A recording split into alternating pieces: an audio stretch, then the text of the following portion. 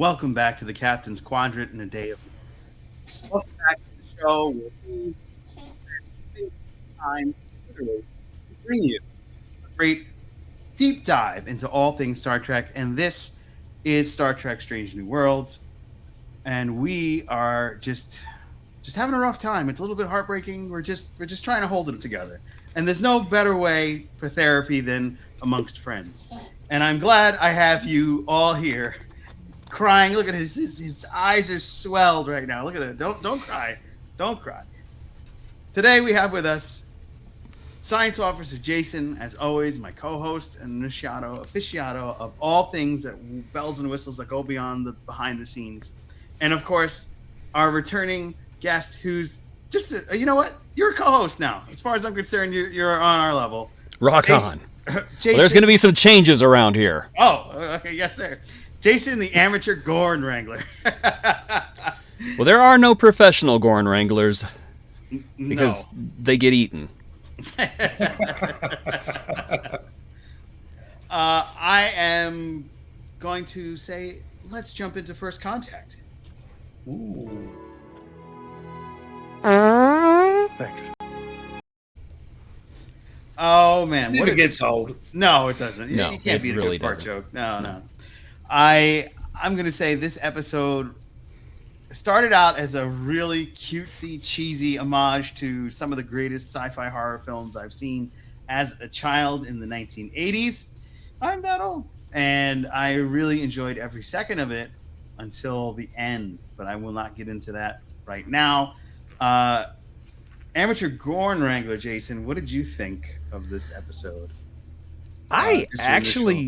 It had a heck of an ending, but honestly, it was my least favorite of the season. Ooh. Because to me, it was too derivative.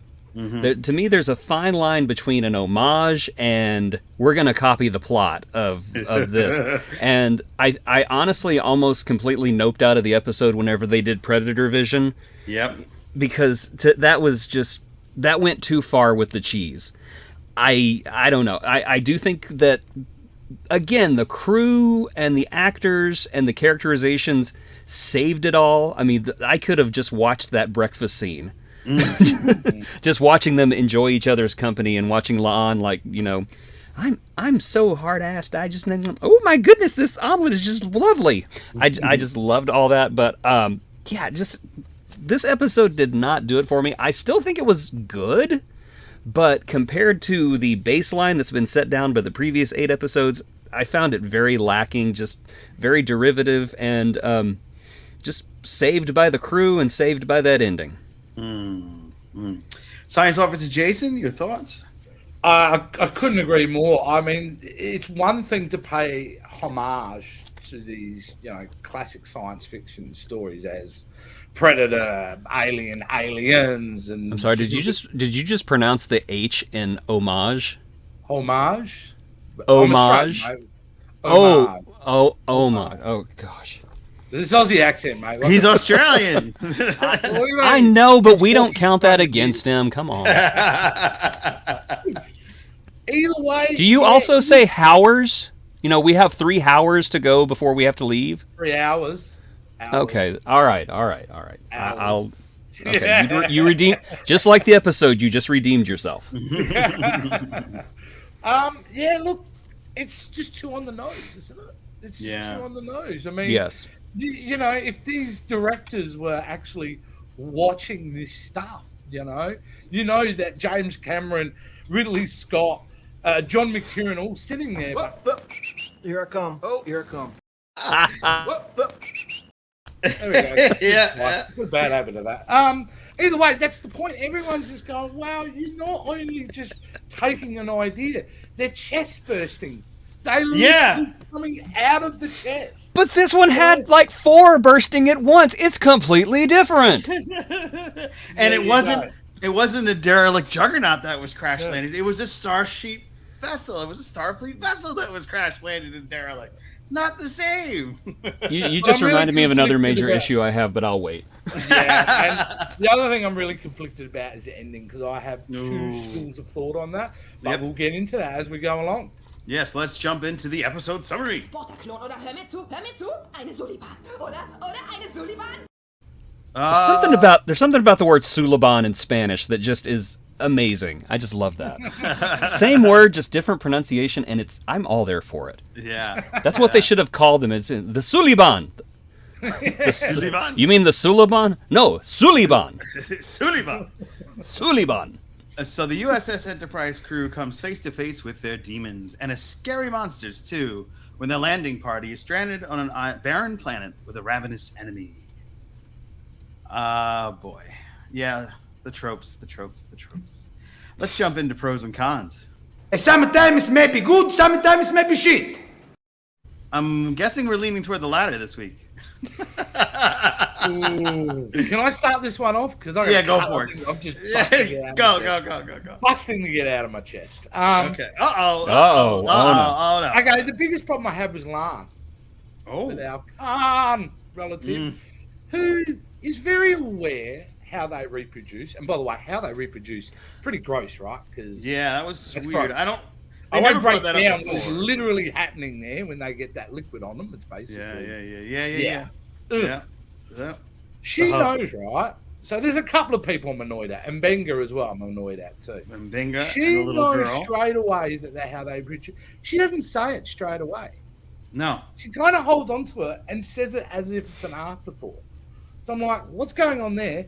And secondly, for the entire series, we've had this sub-story about Mbenga keeping his child in the transporter. The moment these guys were infected, why didn't they put him into the transporter? Yes. And go, we'll hold you in a holding place until we can figure out how to get these little evil semen out of you. Yes. Because look, to me, like it just smacked me in the face when I was watching it, because I'm going, well, you've written kind of leading all the way to this. We have an out here, a clear out.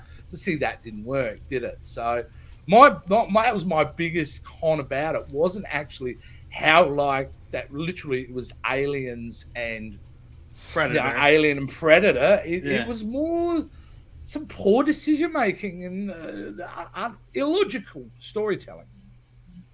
The storytelling is illogical. Do you have any pros? Yeah, it's pretty good, eh? No. Look, it was dramatic. I think we're all in shock about the ending, and I get the one to talk about how the fact that Emma dies and how emotionally conflicted I was about the entire scene, because in one meaning, I'm like, you give us this character, you deliver such an interesting character, and then you kill him off. And I'm angry about it at the time, but then at the same time, I'm thinking from a writing perspective. And I'm like, I have mad respect the fact that they were able to write these characters defined so well that by episode 2, we're all locked in, right? We love this crew. Right. And then by you killing off one of the main characters, and we are all upset. In fact, I would say pissed off about the death of Hemmer. Right. So in one way, I'm annoyed, but in the other way, I go, wow, that's great writing, because we are angry that we've lost this character, you know? Yeah. But I do have, believe it or not, the scene where he dies and we see, it's a beautiful shot, the starship, and we see little Hemmer falling. I actually have the alternate cut here in Australia. We got an alternate cut. So I'm just want you to watch the moment that actually Hemmer dies from a different angle.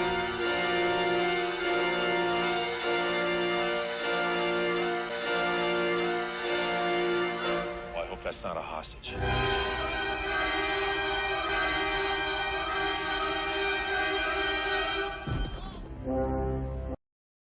Tragic scene. He was very calm on the way down too. He was. Yeah. Never even flinched. Yeah, didn't emote. Nothing. Yep.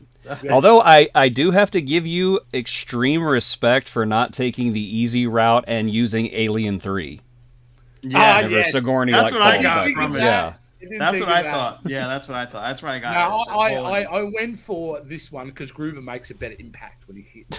But it looks cooler when he hits the ground. So. Yes. Yeah. I have a pro for this episode, and that's because I love to dive into the behind-the-scenes stuff. And the big pro for me is the practical effects use. All the little Gorn and even the mid-sized Gorn were all puppets or animatronic creatures that were puppeteered. Oh, by the the little ones. And what they Oh. did was they took the CGI and cut out the people that were making the little robots or Yeah, or the little sticks. little puppeteering. So I thought that was incredible, and I think they did a really good job because when I was watching, it's like, is that CGI? It's just like when the shepherds from the second episode, Children of the Comet. I thought that was, oh wow, they really touched up the CGI, but it turns out that was animatronics and puppeteering and practical effects, and I was there for it, and I really appreciated it because I feel like that looked a hell of a lot better than just seeing, especially when you compare to the CGI Gorn from Enterprise. I felt like that was a great coming up. Yeah, And I thought a couple of CGI scenes were a bit. I mean, I suppose it's a level you can only get on TV, isn't it? Yeah. When they were moving, there was a shot in the hallway. I've actually got a picture of it here. Okay. Of basically what the adolescent Gorns look like versus the Adults or preteen. adults. Yeah. Which is this. So Yeah. you can see them. And they look good, don't get me wrong. That looks pretty good. Easy. And Yeah. you know what? You can almost see the evolutionary part. Well, how they'll grow into an adult Gorn. I think they did a fairly good job with that. I thought so too. I thought it was Which a I'm great. fascinated about. That's the one thing I'm fascinated about. But we talk about that later. Yeah. Speaking of Gorn, amateur Gorn Wrangler, tell us your pros and cons. Well, pros, as I said, I think that the character interactions on the show are perfect. I like their little quirks, and I like the way that the troped characters such as La'an could be such a stereotypical character, but the fact that they soften her up every now and again unexpectedly, like whenever she ate I'm assuming the orgasmic omelet, and just went on and on about how good it was. You kind of put them into that same category where, oh, this is the Worf of the show, but Worf wouldn't do that, and Worf wouldn't go on and on about how good an omelet was. So I like little things like that, and I liked M'Benga's little one-liner whenever they said they had to make an unscheduled emergency landing, and he was just back there going, "Are emergency landings ever scheduled?" And I love it when people dissect the techno babble. Good. Okay, so here's my laundry list of cons. Wow. Okay. Ready? Yeah. Okay, The floor is yours, sir. First of all, it annoys me that we were promised a new starship. They called it the Sombra class. And then they were sitting there saying, well, it was built out of Constitution parts. So it's a Constitution class starship, all right? Yeah. Just don't even... I didn't know it was any other type of class. Yeah, it's a Sombra class. Yeah, it's a new. But thing it's that they came supposed up to be a ship made out of Constitution parts that's faster and uses less crew.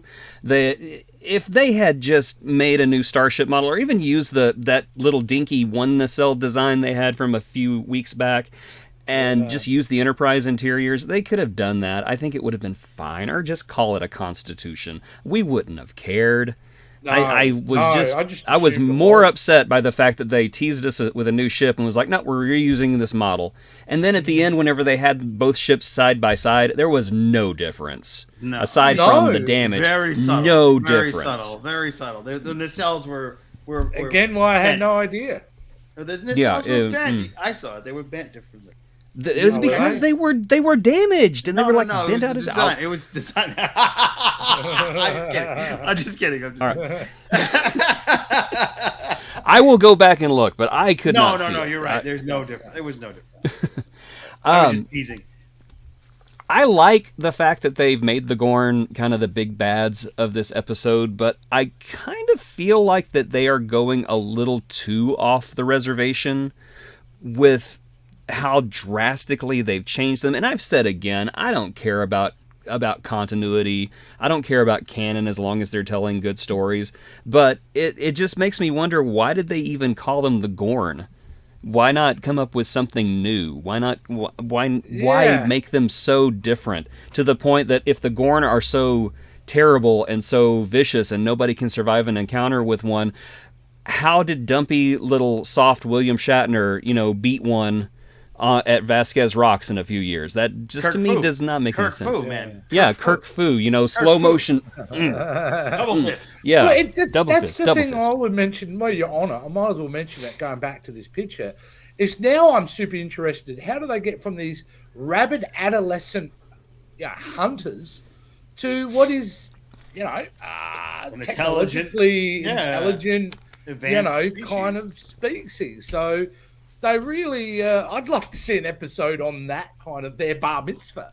Like them becoming these young men and turning like these young boys turning into men who are somehow now intellectual. And we'll have to learn all this technology, and I think that'd be fascinating. It's actually the most fascinating about the modern Gorn is how do they bridge that gap? Yeah, Star Trek bar mitzvah, spooky and scary. Boys becoming men, men becoming Gorn. 100%. Yeah. I'm still struggling with their reproductive system, though. That's weird. It was like, You guys realize we just watched Gorn porn? We watched porn. The end of gore porn, so that's worse. And deadly gore porn. Speaking of which, I have a laundry list of cons, and I don't want to take up all the time, but I do have to say one thing. One more thing. I can't remember his name, but the new Lieutenant Duke or Lieutenant Dead? Lieutenant Dead, yeah. I was calling No promoted faster than Harry Kim. We were just missing the one person who's like, I'm just 3 days away from retirement. That's the only one we were missing. But whenever the itty bitty Gorn like jump out of the tunnel and munch on his neck and everything, it's scary, it's concerning. But then the little baby Gorn about this big drags this grown man into the shadows, and everybody just stands there like, and I'm just like, go after him. Shoot the Gorn. Just go after him. Step on it. Just go after him. Yeah. To me, that was the most ridiculous thing out of the entire episode, is this grown man who's, he and I have about the same, body type. We're both kind of dumpy, both kind of overweight. Mm-hmm. I ain't hating on him. I'm just stating a fact. Getting dragged away by a little 6-inch lizard. That's like those evil lizards that run on two legs and with their mouth open. Jason, you know what I'm talking about. They probably live right next door to you. Yeah. Whenever people are like running away from them, going ah, one of them grabbing one of them and like drag him into the woods. Which may happen. I don't know. I don't know. Ask you, since you live there, does that happen? Yeah. Oh, it does. Yes. No. Of course it does. Of course it does. We just don't see it because after the lizards drag him away, the kangaroos jump out of the woods and punch the cameraman in the face. Right, okay. They're surrounding the house. I have nothing negative to say. Give me your phone. Pow, pow, pow. But Jason, honestly, let's be honest. Soon as you and Joe, soon as they introduce that character, I'm like, he's a fat dude, so he's dead. Yeah. Dead. Yeah. We've never seen him before. Congratulations. And because he's a fat white guy, there's no way he survives this episode. And not only him, but also Cadet not Uhura. Yeah. Just as soon. Let's take special time to recognize these two characters we've never seen before, and we're obviously setting up. Yeah. Hi guys, just want to let you know your Premiere and Swan Song are in the same episode. Yeah.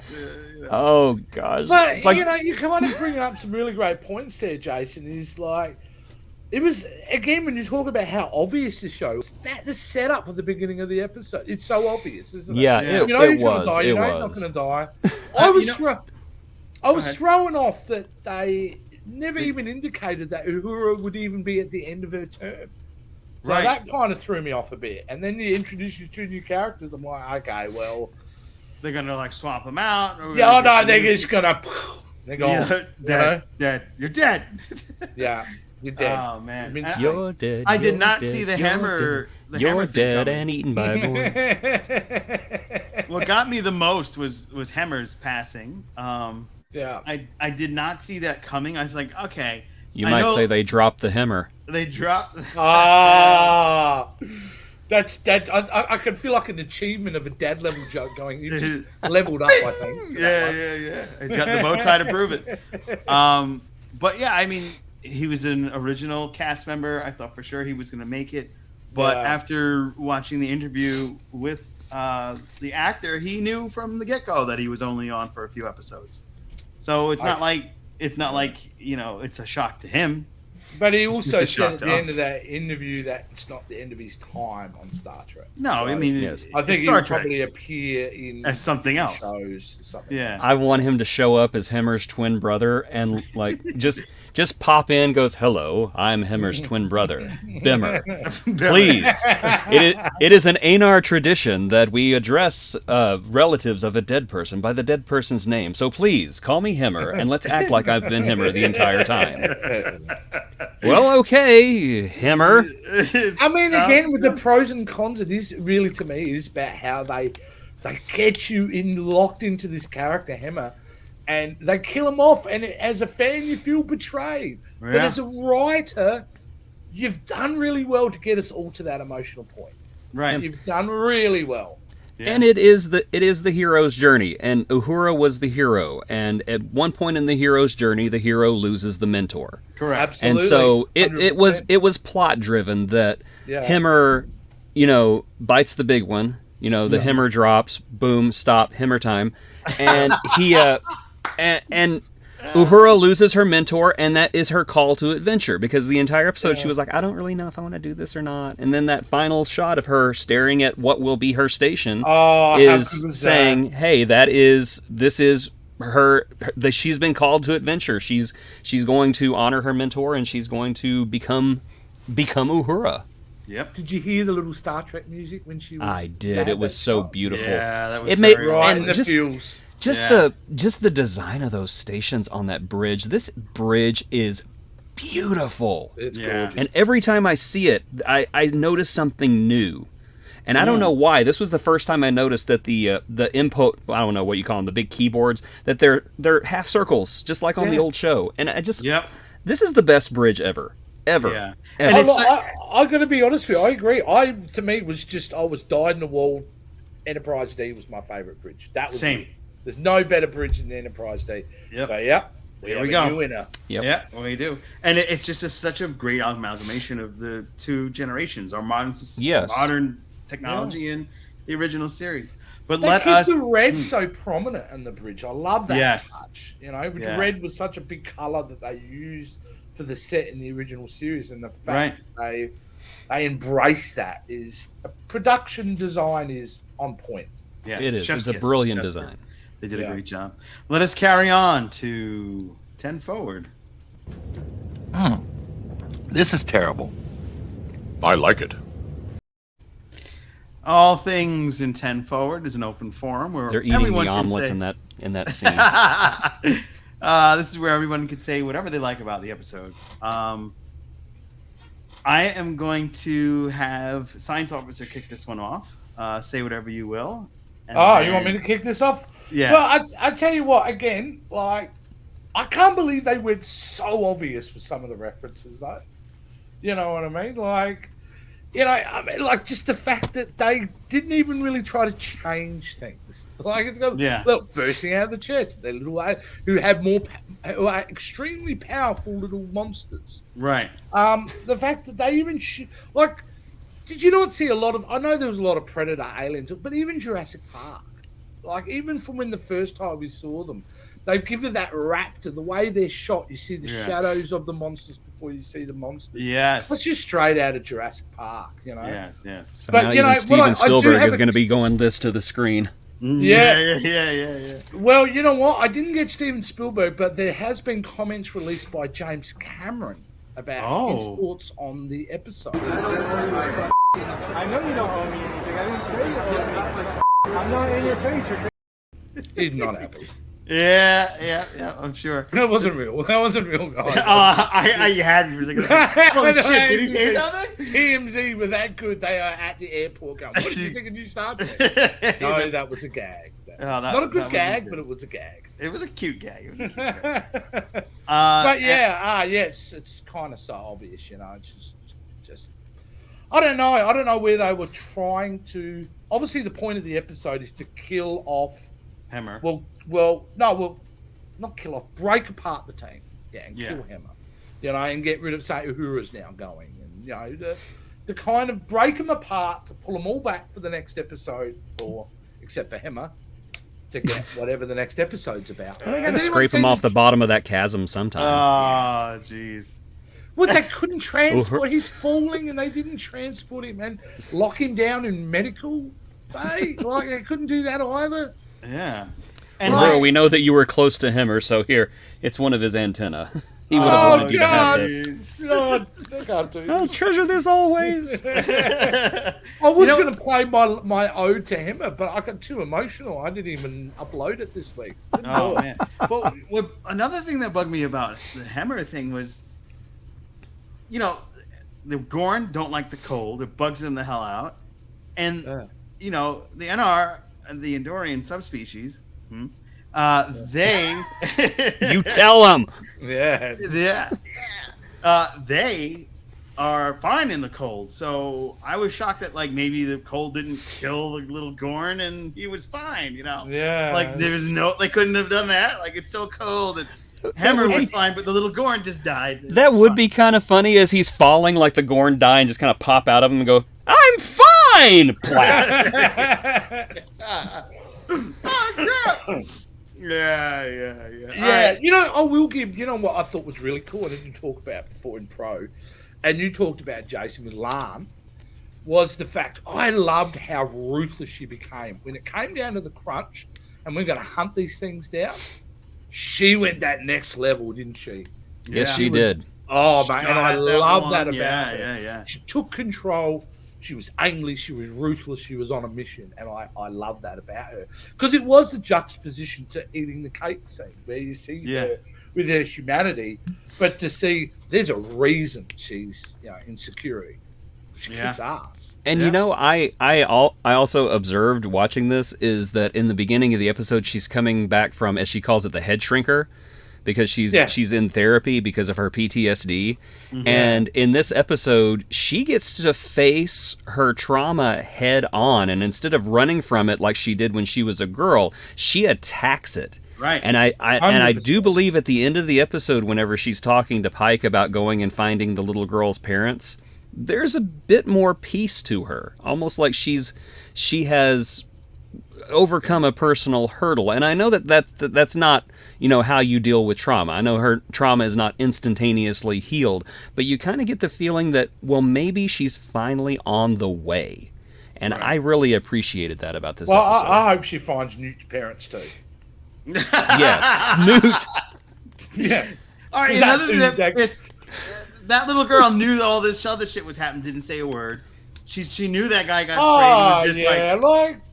You can kind of deal with that a little bit. But talking about it, how cool was that guy? The big the alien. What did he call him? Bernie or Benley or something like that? Yeah. You gotta appreciate this show. It that? comes up with cool aliens. Yeah. It was quite articulate, kind of. Yes. It was I want to say it was practical effects, but I think that they gave it a little CGI tweak on the mouth every now and again. Yeah, maybe a little the eyebrows kind of. Yeah, especially whenever at the end, whenever his breathing was getting labored, you could kind of see the ends of his mouth kind of go down like that. I was like, that looks like CGI, but that still looks good. No, I don't. And the voice they gave him, the really deep, booming, bassy voice. Yeah. It can't. That is the kind of voice that would come out of a guy like that. Yeah, that was one thing that annoyed me with I almost called it Voyager. The thing that annoyed me with Discovery was the fact that they used voice modulation on the Klingons and on the Andorians to make them sound like more alien and deeper. Yeah. But I never really bought that kind of fake deep voice would come out of those characters. Right. And thankfully they stopped doing that, but I bought it with this guy because it was physically like his voice box would be bigger. Yeah. I was so glad they didn't fix the universal translator, or that wasn't in play, because I thought it really worked for the character and worked for the confusion of what was happening. Yes. Because they couldn't understand what he was going on about, and the fact that if they did, it would have been like, oh, right, so there's these little dinosaur monsters that are trying to kill us? Right, okay. Jeez, we'll deal with it. Don't rely on Newt. She won't tell you anything. Yeah. That's what he was probably saying. The little girl's evil. The little girl's evil. I was honestly expecting the little girl to be evil or something, or like, a Gorn queen or something. Yeah. Oh, what a cop-out if they'd done that. Yeah. I think there would have been a few TVs smashed if they'd done that. I think I would have throwing something at the TV. I mean, when Hemmer died, I shouted. My dog was like, "What's going on? You okay?" So I was confused.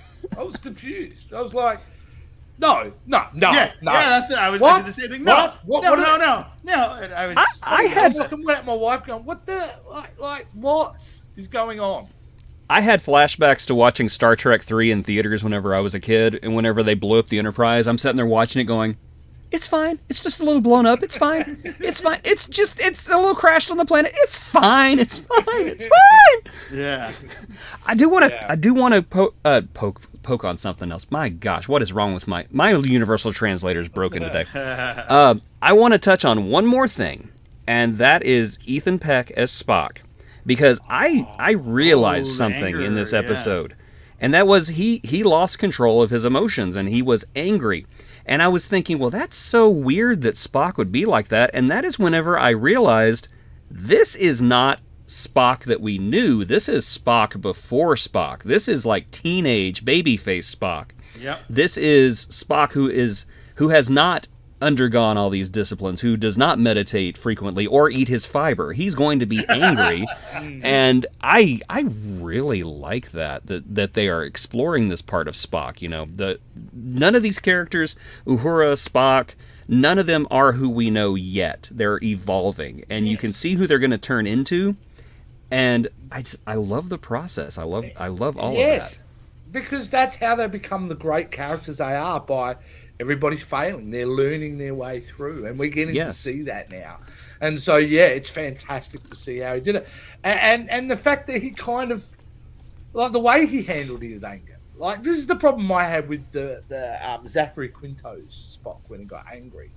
There seemed to be no real effort to try to control it without maybe just little glimpses. And I feel here that Ethan Peck, I mean, doesn't he make reference to the fact that he's just about to freak out? Clenched fist. Yeah, he says a line. I remember saying, "I'm about to get full of rage now." So he knows it's coming, and he can't control that. I open my mind to my rage or something. Yes, Vulcans have a mantra for everything. I'm going to divorce you. I'm going to marry you. I'm going to get pissed off now. Yep, that's it. Yeah. Can you imagine I shall not have mustard on my hot dog. Could you imagine a Vulcan Karen at a restaurant? Excuse me, there is a tomato in my salad. I asked for not a tomato. I would like to see the manager. I am opening my mind to rage at this moment.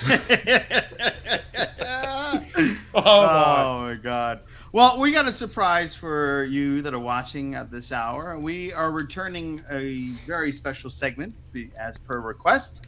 We are going back to future speculations. Future speculations. Yeah, I wasn't ready for that, but here it is. I ask you, Captain, what conclusion would you draw?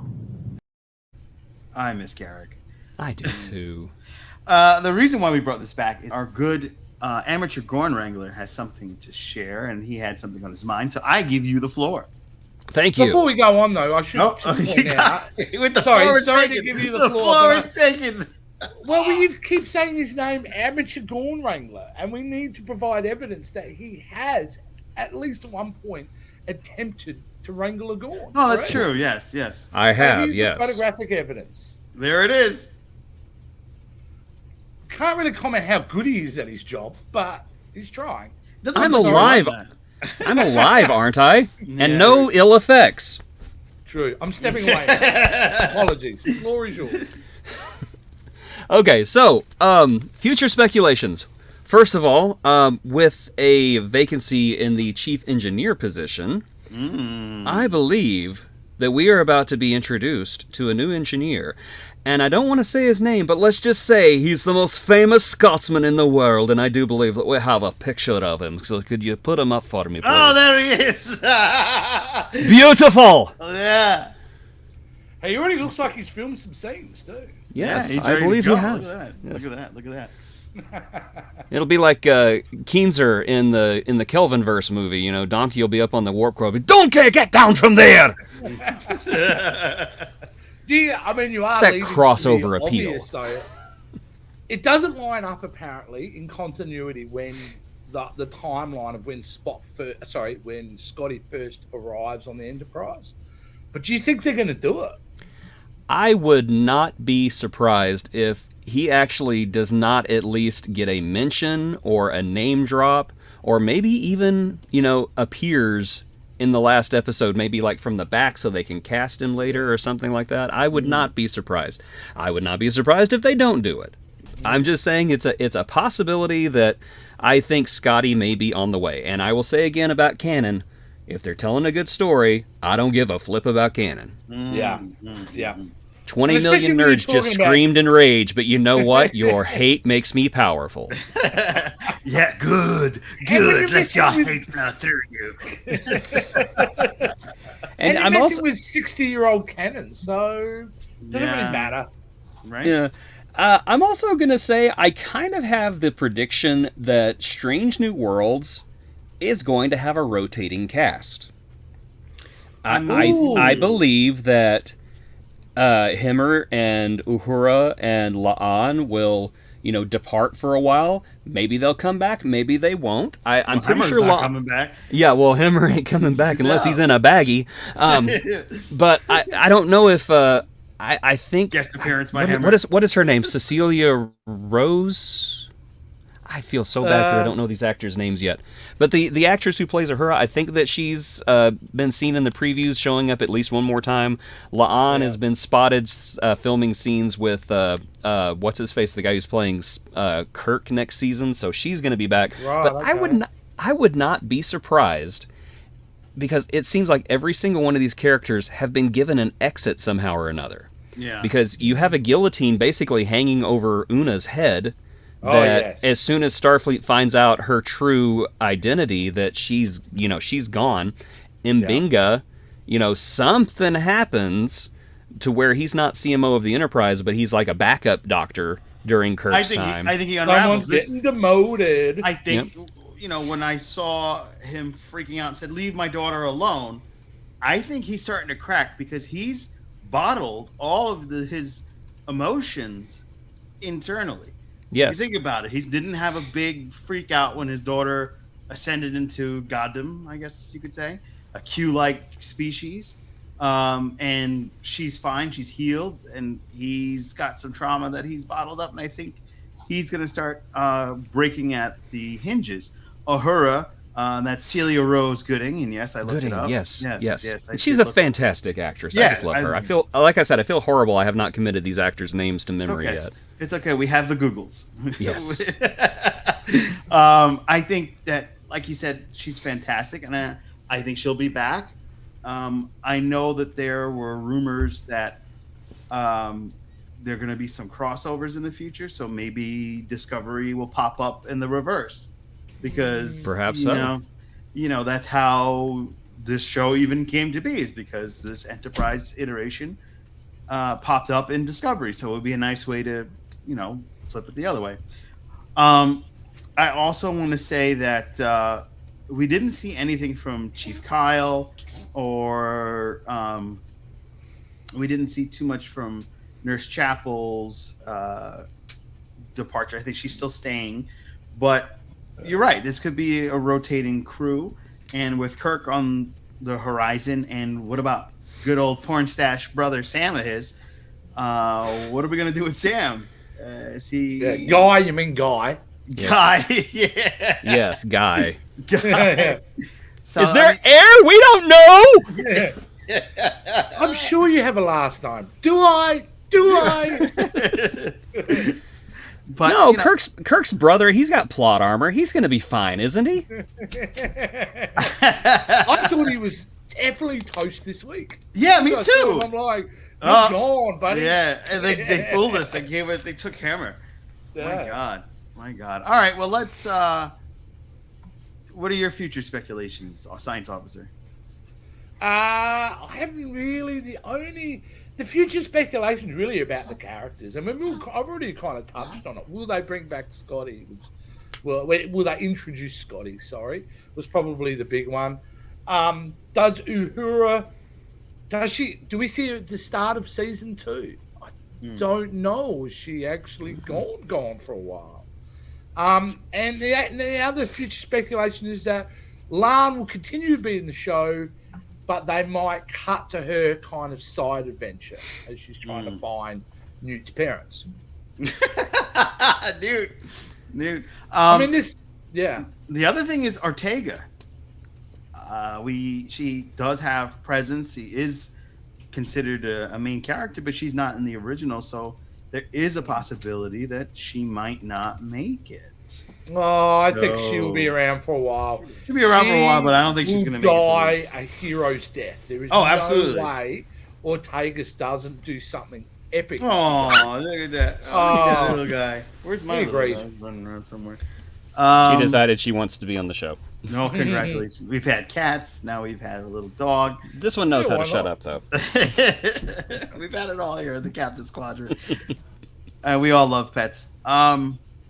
So let us move on to our favorite new segment.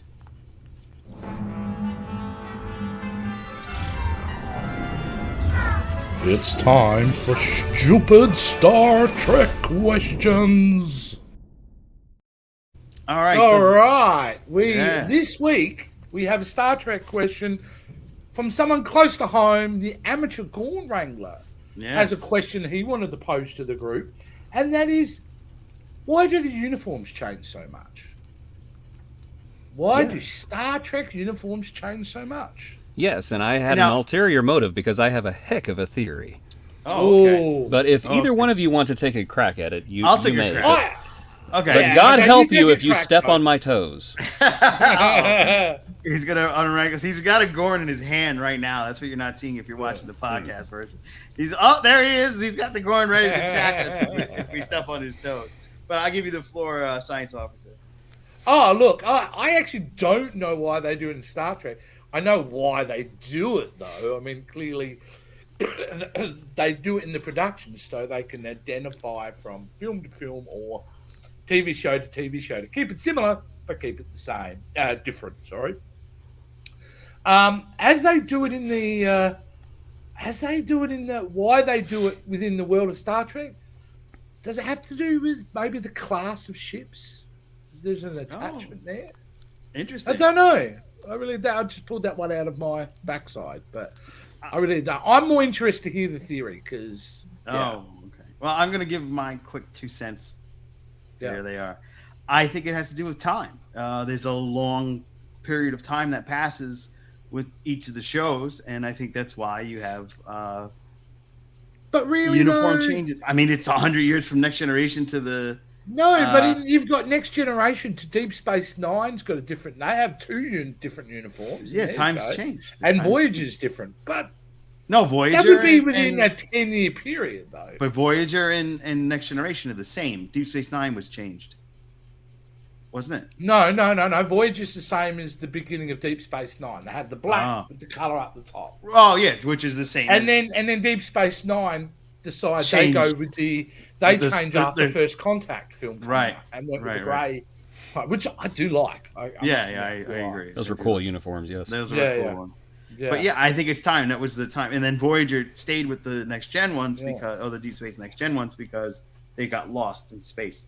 Yeah. So all right, well there's mine. So what is it? Okay. What's your theory? My theory is this: time travel. Oh. Let's say that you are a time traveler from the far future. Right. You have to have contingency so you don't pollute the timeline. But you also have to instantaneously know where you are in the timeline at the drop of a hat. So, you get spit out at a certain timeline, you see a Starfleet officer, you see the uniform, I know where I am, I'm in the last half of the 25th century, that's the gray uniform with the colored turtleneck, I know where I am. They are signposts for time travelers. Wow, I had not thought of that. Wow, yeah, that's cool. But man. I do like that. I like that a lot. idea. Yeah, that's either that or Garrick's got his hands into a lot of pots. He's making banger money rearranging these, redoing these uniforms. Like, ladies and gentlemen, look at what I did. Garrick, my gosh, we just put out new uniforms last year. Yes, but these are gray. That'll be a big twist in Discovery is that, in the 32nd century, Garrick is still alive and he's still designing Starfleet uniforms. Oh, that would be amazing. I would love to see Andrew Robinson every again. Series, every kind of uniform, obviously organically, there's echoes of the previous uniform. But I think the Star Trek 2 introduction of their uniform, which is again one of my favorite type of uniforms. I love the maroon. Is it maroon or a red? Maroon. Maroon. Maroon. The Maroon So you say Monsters. Maroon 5 instead of Maroon 5. Yeah, we do. Yes. There you go. Oh, wow. But that seems the one that sticks out the most, doesn't it? The one that seems so different to the other uniforms. Right. Yeah. Do you want to hear something funny? Of course. The Monster Maroons, as they call them, were not new uniforms. They're actually the uniforms from the motion picture that had been dyed and altered slightly. No way. They're the They same were. uniforms And dyed. if you look at them, you start to notice, hey, I recognize the cut on the chest. Yeah. I recognize the way that it fits. Even I'm gonna like check that it's not the collar, Oh, but like wow. the thing around the. What are belt. you Googling it? Yeah, of course. Yeah. He's Googling. We got to do real-time research, my friend. But yes, the Monster Professional Maroons. show. The Monster Maroons are recycled motion picture costumes wow. because the pastels were just, but they do absorb maroon dye. Yeah. That's crazy. I had no idea that was. I thought they just burnt them all after the film failed. Well, you see, I thought that because they all talk about how the motion picture it made money, but it didn't make like the money they were speculating Yeah. it would, and then they were going to do Makes part Star 2, Wars but they cut the budget dramatically. And I always wondered, well, why did they make these new cool uniforms? And then somebody pointed out, well, no, the Monster Maroons are just the motion picture uniforms. They just cut them differently and they dyed them. Yeah. And that's Yeah. brilliant. Yeah, Whoever- coming I up don't- from that too. Yeah, I don't is know who really- designed them, but they were really that Yeah. was good. I think honestly, it was also a big part of shifting the public's perception on Star Trek too, because it gave a visual difference. Because everybody who walked out of Star Trek, well, the general public who maybe wasn't into Star Trek the motion picture, which is a good film, mind you, it just needs a little bit of judicious editing. Is the fact that you had that With a looking- chainsaw, yes. yeah, with a chainsaw, Yeah, yeah. that scissor. But they're physically looking different. It's like, yes, it's the same crew, but it's very different attitude. They're looking different. We've got a different feel. We're lighting everything different. I think it was a good way to reset the audience when they were going into number 2. But I fell in love with those uniforms. I would have been happy if they stuck with them all the way through. Yeah. But not to dismiss. Yeah, I remember the first time seeing Deep Space Nine uniform and going, that looks awesome with all the Yeah, black that was and my- the red on the shoulders. Yeah, I love those. Yeah, I love Yeah. them. And then I remember seeing, obviously, the First Contact going, that looks awesome, Yeah, yeah. There's I really never remember- been a uniform I haven't liked. I mean, I liked all of them on some level or another. Enterprise. And, What's that? yeah, I liked the jumpsuit though. To me, it was more NASA than Star Trek. Yeah, Yeah. I was going to say more Yeah. industrial kind. Yeah. It had that industrial, which is right, NASA. Yeah. And it was a way to kind of bridge that gap too, wasn't it? Not that I hate them, but 2 or 3 episodes in, I'm not even thinking about it, Yeah. But yeah. All right, good well, wardrobe. yeah. Well, that wraps up our episode. Join us next week for more stupid Star Trek questions. I've got to play the outro. Might as well. Well, that wraps up that, and now we're wrapping up our regular episode. I think you said you had like a social video, or Oh, I keep forgetting to upload it. I've just got some screen captures of these guys with their social media. But because we're the amateur Gorn Wrangler is our sole guest, we'll let him have the floor to plug away your socials. All right, my website is jasongaston.net, and there you will find links to all of my social media. I love your movie reviews on there, mate. Very good. Oh, thank you very much. Very I articulate. have decided to stop being lazy and actually write down the ones I have not written down in 2 months. Yep. I need now to get caught up on Strange New Worlds because I'm like 10 episodes behind. I am ashamed. That'll be a thesis, basically. Yes, Oh basically. wow, this is a very cool website. Thank you. Real-time Googling. Don't forget about your TikTok, Jace, which you are Oh yes. famous for. On TikTok at Jason Roy Gaston. That's it. It's not a .com. It's just at Jason Roy Gaston. All right. And we will see you next week. We're going to be live next week, and we are hoping to be reunited because it feels so good with our good friends Annie and Philomena. So be sure to join us next week live on the channel. Yeah. And remember, guys, you'll be able to join in the chat live. So as you're watching it live, you can send us in questions. We'll be able to answer them real time. And it should be a lot of fun. Yes, so be sure to check us out. If you are a YouTube aficionado and that's where you prefer to watch us, or if you prefer to watch us on Facebook, that's Facebook. Maybe that's a new website I should make, Spacebook. For Star Trek kids Best only. name I've heard since Space Force. Space Force. You can do that on Spectrum Sanctorum for the YouTube and on the Captain's Quadrant Facebook page. We will be live on both, so it'll be simulcast. And we are super excited to bear all things in the season finale, which I don't know if you guys have seen the trailer, but it looks dark. Oh. And that's all I'm going to leave you with. I have not. It looks like a certain group of people will be returning. Yep. Ooh. Oh, yeah. Geez, tell me now. I'll watch the trailer straight after. No. Tell me. No, we'll talk about it next week. All right, take care. Yanks.